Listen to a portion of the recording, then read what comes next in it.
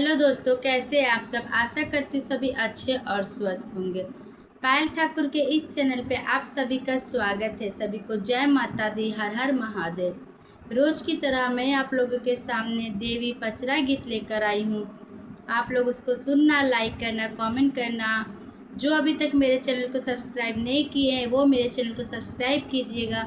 गीत को अंत तक सुनिएगा और कमेंट बॉक्स में गीत कैसा लगता है ज़रूर बताइए। हर हर महादेव, जय माता दी ज़रूर लिखिए।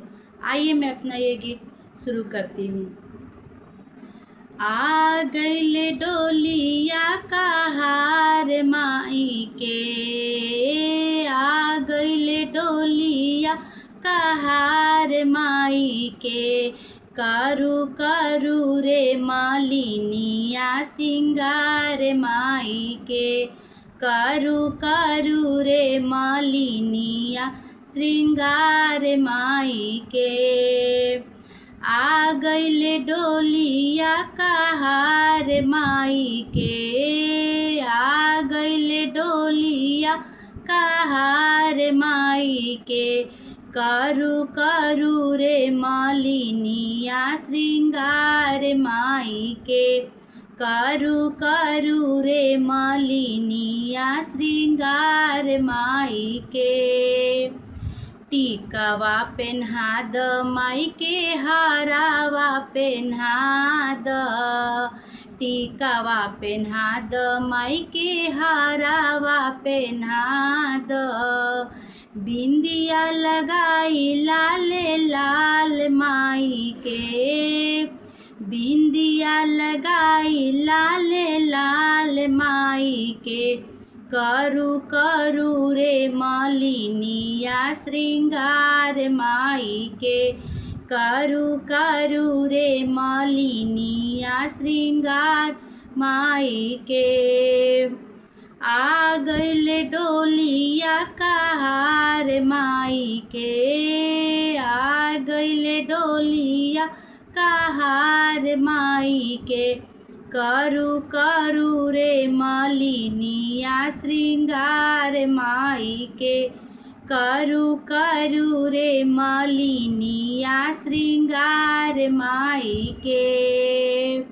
चूड़िया पेन्हा द माई के, कंगना पेन्हा द, चूड़िया पेन्हा द माई के, कंगना पेन्हा द, मेहंदी लगा द चटकार माई के, मेहंदी लगा द चटकार माई के, करू करू रे मालिनिया श्रृंगार माई के, करू करू रे मालिनिया श्रृंगार माई के।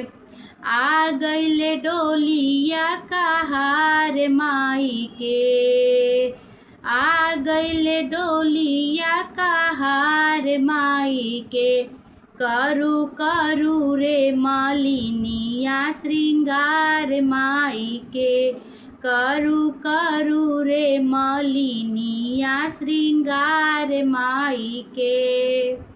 पायल पहिरा द माई के, बिछवा पहना द, पायल पहना द माई के, बिछुआ पहना द, महावर लगा द चटकार माई के, महावर लगा द चटकार माई के, करू करू रे मालिनिया श्रृंगार माई के, करू करू रे मालिनिया श्रृंगार माई के।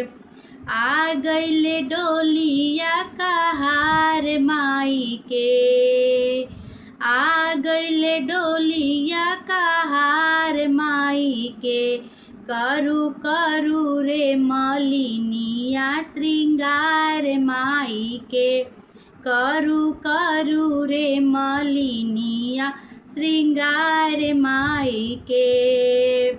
सरिया पेन्हा द माई के, लहंगा पहना द, सरिया पहना द माई के लहंगा पहना द, चूड़िया पहना द लाल लाल माई के, चुनरी पहना द लाल लाल माई के, करू करू रे मलिनिया श्रृंगार माई के, चुनरी पहना द चटकार माई के, करू करू रे मलिनिया श्रृंगार माई के, करू करू रे मलिनिया श्रृंगार माई के। आ गइल डोलिया कहार माई के, आ गइल डोलिया कहार माई के, करू करू रे मलिनिया श्रृंगार माई के, करू करू रे मलिनिया श्रृंगार माई के, करू करू रे मलिनिया श्रृंगार माई के। जय माता दी, जय शीतला मैया। गीत कैसा लगता है ज़रूर बताइएगा। धन्यवाद।